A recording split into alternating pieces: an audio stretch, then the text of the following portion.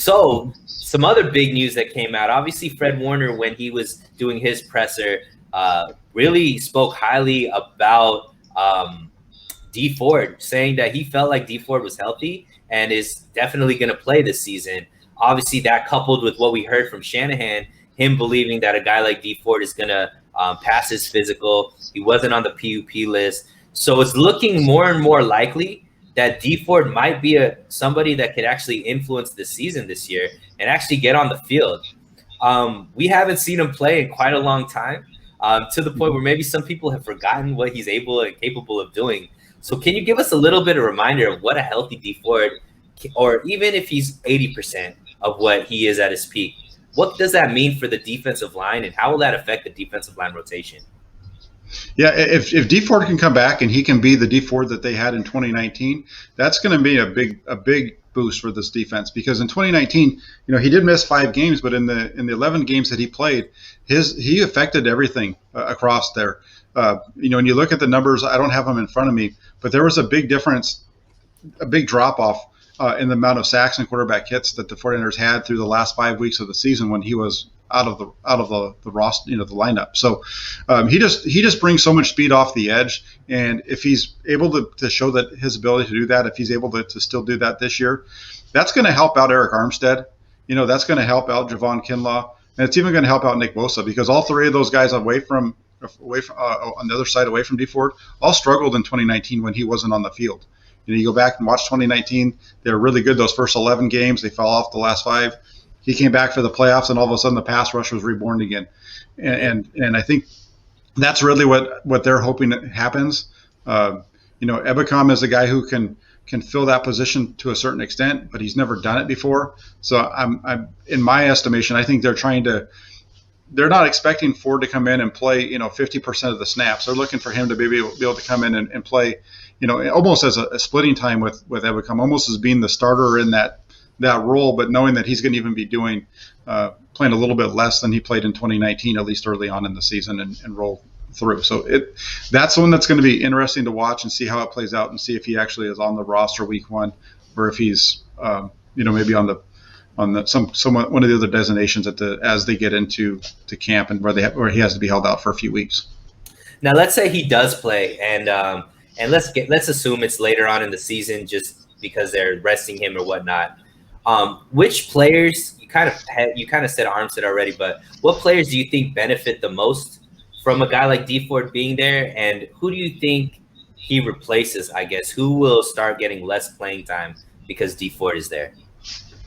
The guy that's going to get less playing time would be Samson Ebicom. At least that's how I see it, because that's kind of the role that Ebicom plays, and I don't think you're going to want to replace Nick Bosa, unless you're doing something where you have Dee Ford on one side and Samson Ebicom on the other on the outside, and you're bringing Nick Bosa in and rushing him more from the middle of the defensive line, because the 49ers did do that every once in a while in 2019 as well. So they moved him around a little bit.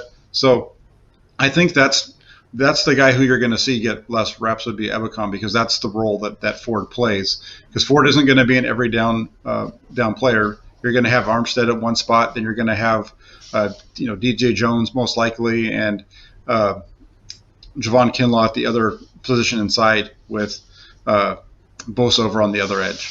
So most likely Samson Ebicom would be the guy to lose some reps.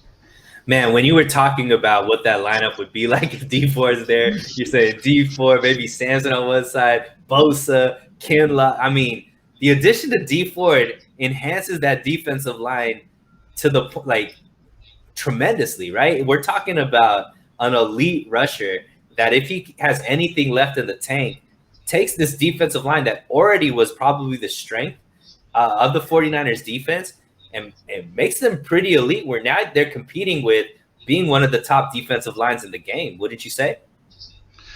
Yeah, they're going to be there. If Dee Ford is able to come on and do what we're talking about here, that definitely elevates them. I think right now they're definitely in the upper half, probably in the top 10. They have the ability, the capability of doing that, because they're really deep in the middle. The edges are a little bit on. You and I think when we spoke last time, we talked about how the edges of the defense, I think, were a little bit on the weaker side. I think we had that conversation. Mm-hmm. Adding Dee Ford to that makes really kind of changes that whole discussion, because now you've got really good depth, because Dee Ford is not just a pass rusher that you're hoping can win. If he's healthy, he's a guy that's going to win.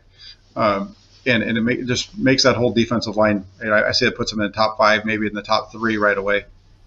And all of a sudden now the offensive line has problems that they have to figure out to solve. Where do you hedge? Do you hedge towards Bosa, or do you hedge towards Dee Ford? Because one of them is probably getting a one-on-one matchup when both of them are on the field. And more times than not, both of them are beating a one-on-one matchup. You know what I mean? So it makes that defensive line extremely tricky. And I'm just getting excited just thinking about it. So even the fact that there's even a chance, right? Because there was no thought in our minds. We just thought that was dead money.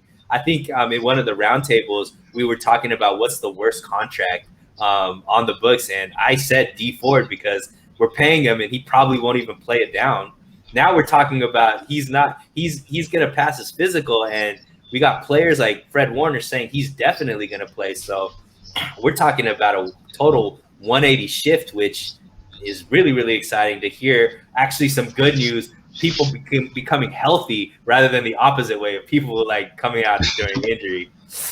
Yeah, so that's good. That's going to be a tough one. I'm trying to put together my 53-man roster prediction right now, and just kind of looking at what I had down for my defensive line. I don't have him there, and I have 9 defensive linemen on the roster, and we know it's not going to be Nick Bosa is going to be there. Eric Armstead's going to be there.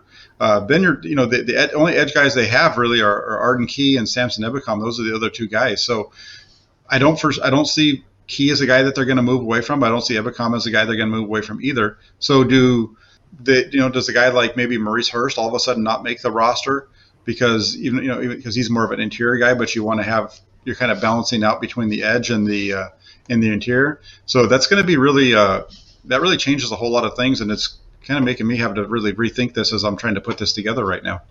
And a lot of people have been talking about the 49ers need to go after another D lineman, and they were kind of wondering why are they not going after some of these names. Maybe they knew all the while that Dee Ford is coming back. He is going to be productive. They are getting I forget the guy who's coming back from suspension halfway through the season as well. That also plays Willis on the edge. Yeah, Willis, that also plays on the edge, right? So now all of a sudden that defensive line is extremely deep and crowded.